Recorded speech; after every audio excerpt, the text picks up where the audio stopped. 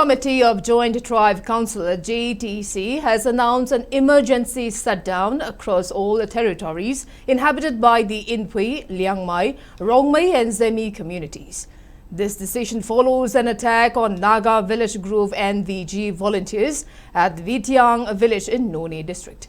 According to reliable source, the incident occurred around 6 a.m. when a team of Cobra commandos launched an attack on NVG members.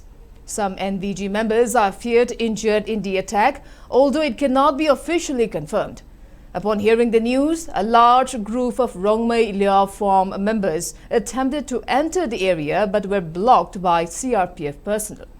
Meanwhile, the JTC strongly condemned the attack, alleging that it involved Cobra commandos and ZUFJ members. In the statement, the council criticized the Cobra team and its allies for targeting Naga volunteers who safeguard civilians while failing to act against Kuki militants who reportedly killed 6 Naga villagers. The indefinite shutdown targets national highways, ongoing railway projects and other national infrastructures works, while exempting essential sectors including medical facilities, education, electricity, water supply, PHED and telecommunications.